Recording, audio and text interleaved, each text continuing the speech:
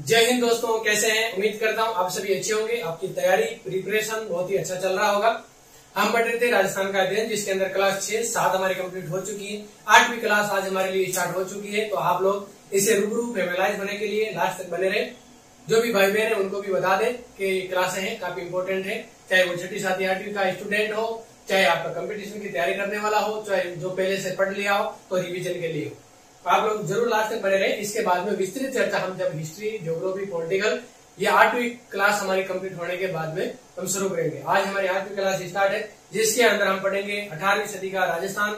इससे हम थोड़ा सा रूबरू होंगे कि रियल में ऐसा क्या हुआ था, क्या क्या शक्तियां थी, कौन कौन से व्यक्ति थे, क्या क्या हुआ था, क्या क्या नहीं। तो ये थोड़ा सा है, इससे हम 8वीं क्लास के अंदर फेमिलाइज जरूर होंगे। उसके बाद में आगे चलेंगे।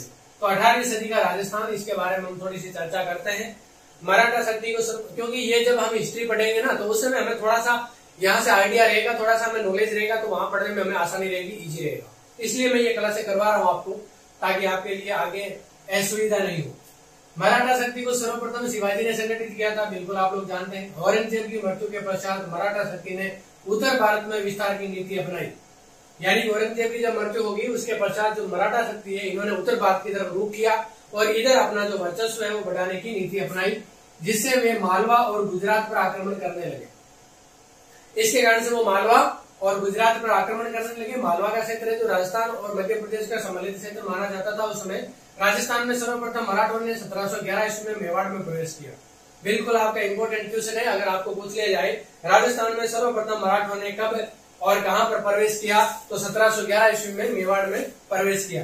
फिर उसके बाद में 1720 ईस्वी में बाजीराव पेशवा, जिन्होंने मराठा ध्वज अटक से कटक तक फहराने का लक्ष्य लिया था।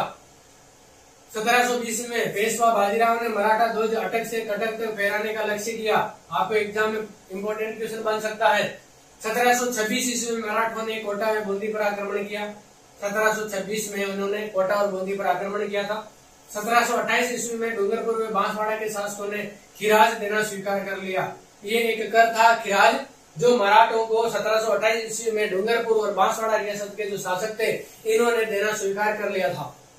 ठीक है। इसके बाद में 22 अप्रैल 1734 ईस्वी में मराठों ने बूंदी के शासक, कौन थे बूंदी के शासक उस समय, बुद्ध सिंह को पुणे शासक बना दिया।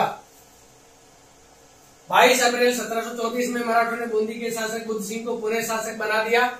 और इसके बाद में ये मराठों की राजनीति में प्रथम हस्तक्षेप था। यानी कि जब मराठों का राजस्थान की राजनीति के अंदर हस्तक्षेप अगर माना जाए, तो प्रथम हस्तक्षेप यही था 22 अप्रैल 1734 ईस्वी का, क्योंकि मराठों ने बूंदी के शासक बुद्ध सिंह को वहां का शासक नियुक्त किया था। और ये पहला था जहां पर राजनीतिक कार्यों के अंदर हेर फेर मराठों के द्वारा किया गया था। तो 22 अप्रैल 1734 ध्यान रखना, इंपोर्टेंट डेट, और बुद्ध सिंह इंपोर्टेंट नाम।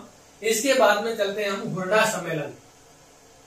हुरडा सम्मेलन मराठा शक्ति को बढ़ने से रोकने के लिए 17 जुलाई 1734 को हुरडा भीलवाड़ा में एक सम्मेलन बुलाया गया। यानी कि जब मराठा शक्ति का विस्तार हो रहा था, इनका दिन प्रतिदिन आक्रमण बढ़ रहे थे और ये हस्तक्षेप करने लगे थे राजनीतिक कार्यों में भी, तो उसके कारण इसको निपटने के लिए, इसको मराठा शक्ति को रोकने के लिए हुरडा भीलवाड़ा के अंदर एक जगह है जहां पर 17 जुलाई 1734 को एक सम्मेलन बुलाया गया। और इस सम्मेलन की अध्यक्षता मेवाड़ के महाराणा जगत सिंह द्वितीय ने की थी। इसमें की थी जगत सिंह द्वितीय, मेवाड़ के महाराणा। आमेर के सवाई जय सिंह, जोधपुर के अभय सिंह, नागौर के भगत सिंह, कोटा के महाराव दुर्जनसाल आदि शासकों ने भाग इसमें लिया था। किसने लिया था, आपको एग्जाम में पूछ लिया जाए हुरडा सम्मेलन में भाग किसने लिया था या किसने नहीं लिया था, तो महाराणा जगत सिंह, आमेर के सवाई जय सिंह, जोधपुर के अभय सिंह, नागौर के भगत सिंह, कोटा के महाराणा दुर्जनसाल, ये शासक थे जिन्होंने इसमें भाग लिया था। फिर उसके बाद में क्या हुआ था, इसमें इस सम्मेलन में एक अहमदनामा क्या हुआ था, एक अहमदनामा तैयार किया था, और जिसके अंदर ये तय किया गया कि सभी एक साथ मिलकर रहेंगे, लेकिन इसकी कोई पालना नहीं की गई। ये तो आपको पता ही है, राजस्थान हो चाहे भारत हो, इसकी हिस्ट्री के अंदर एकजुट होकर कभी भी शासकों ने विदेशी या बाहरी आक्रांताओं का कभी भी विरोध नहीं किया। और यही कारण यहाँ पर रहा इस हुरडा सम्मेलन की असफलता का, कि यहाँ पर इन्होंने एक अहमदनामा तो तैयार किया था जिसमें यह भी बोला कि हम साथ में मिलकर इसका सामना करेंगे, लेकिन ये अमल में नहीं ला पाए, इसको ऑन ग्राउंड इसको इम्प्लीमेंट नहीं कर पाए। ठीक है। इसके बाद में है आमेर के सवाई जय सिंह की उदासीनता, इसके अंदर देखी गई। आमेर के सवाई जय सिंह की उदासीनता व निर्णयों की अस्पष्टता के कारण मराठों के विरुद्ध ये नीति है जो असफल हो गई। पेशवा बाजीराव ने राजस्थान नीति का आकलन करने के लिए अपनी माता राधाबाई को 1735 ईस्वी में राजस्थान में तीर्थ यात्रा पर भेजा, यानी कि उन्होंने रेकी करने के लिए भेजा कि आप जाइए राजस्थान में और देखिए वहां पर क्या है, वहां पर जो नीतियां हैं उनकी जो राजगाज की नीतियां हैं क्या है, इनके बारे में पूरी गहन अध्ययन कीजिए, देखिए, ताकि हम वहां पर अपना अधिकार जमा सके। माता के सकुशल लौट आने पर अगले वर्ष पेशवा बाजीराव राजस्थान के दौरे पर खुद आए और चौथ वसूली की। इन्होंने क्या किया? चौथ वसूली की। ये मराठाओं के दो किरात तो मुस्लिमों के द्वारा चलाया गया था, चौथ ये थी इनकी मराठों का एक कर था जो इनकी वसूली इसके द्वारा की गई थी। राजस्थान के उत्तराधिकार के लिए संघर्ष में मराठा भूमिका 1743 से 1750 ईस्वी तक, यानी कि 1743 से 1750 तक राजस्थान का जो उत्तराधिकार संघर्ष हुआ था, इसके अंदर मराठाओं की भूमिका इसके अंदर रही। और ये क्या रही थी? 18वीं शताब्दी में राजस्थान के राजपूत शासकों में उत्तराधिकार के लिए संघर्ष होने लगा और यही कारण था कि मराठाओं को उत्तराधिकार के निर्णय में दखल का अवसर मिल गया। बस वही है, घर का बेदी लंका ढाई, यही बात यहाँ पर हुई कि यहाँ पर उत्तराधिकार के संघर्ष होने लगे और इन संघर्षों के अंदर इनको मौका मिल गया मराठों को हस्तक्षेप करने का और इन्होंने अपने हस्तक्षेप के अधीन ये जो काम है चालू कर दिए।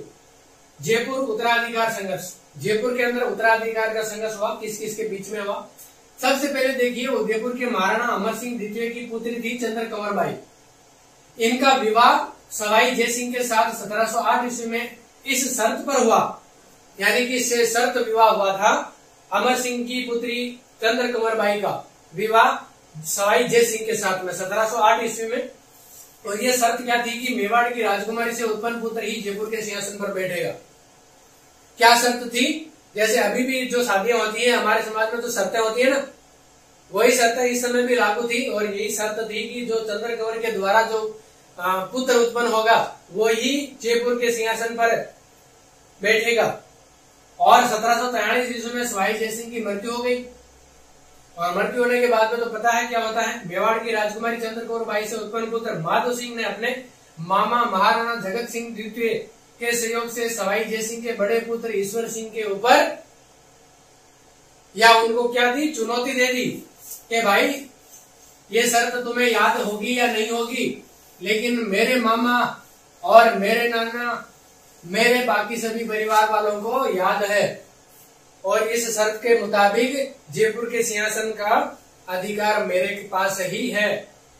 और मराठा सरदार मल्हार राव होलकर द्वारा माधो सिंह का पक्ष लिया गया जो चंद्र कंवर के द्वारा उत्पन्न पुत्र थे। माधो सिंह व ईश्वर सिंह के मध्य राजमहल व बगरू के युद्ध हुए। कहां कहां युद्ध लड़े गए इनके द्वारा? माधो सिंह और ईश्वर सिंह दोनों भाई थे और राजमहल और बगरू के अंदर इनके द्वारा युद्ध किए गए। ईश्वर सिंह को आत्महत्या करनी पड़ी और माधो सिंह मराठों की मदद से जयपुर के शासक बन गए। शर्त भी पूरी हो गई और काम तमाम भी हो गया। इसके बाद में जोधपुर उत्तराधिकार संघर्ष, जोधपुर के अंदर भी उत्तराधिकार का संघर्ष हुआ। ये किन किन के बीच में हुआ? राम सिंह और भगत सिंह के। राम सिंह में भगत सिंह के मध्य उत्तराधिकार का संघर्ष जोधपुर के अंदर हुआ। पेशवा सिंधिया वे होलकर के हस्तक्षेप बढ़ गए थे और राम सिंह को राज्य का आधा भाग मिल गया। ठीक है। इसके बाद में मेवाड़ उत्तराधिकार संघर्ष हुए और यहाँ पर भी इन्होंने अपना हस्तक्षेप करना नहीं चूके।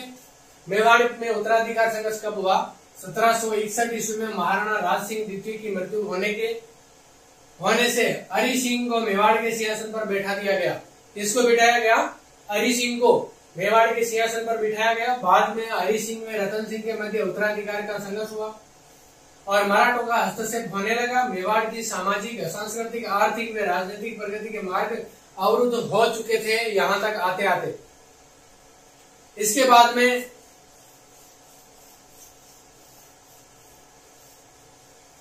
अंग्रेज व सिंधिया, अंग्रेज और सिंधियों का अंग्रेज में संधियां हैं, अंग्रेज और इनके मध्य में होने वाली जो संधियां हैं इनके बारे में भी थोड़ी सी झलक हम यहाँ पर देख लेते हैं।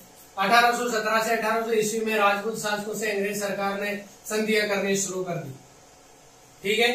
राजस्थान के राज्यों में सर्वप्रथम 29 सितंबर 1803 को भरतपुर राज्य ने अंग्रेजों के साथ संधि कर ली। सबसे इंपॉर्टेंट आपके एग्जाम के अंदर पूछ लिया जाए कि राजस्थान के अंदर सर्वप्रथम अंग्रेजों से संधि करने वाली रियासत या राज्य कौन सा था, तो भरतपुर 19 सितंबर 1803 में इन्होंने संधि की थी।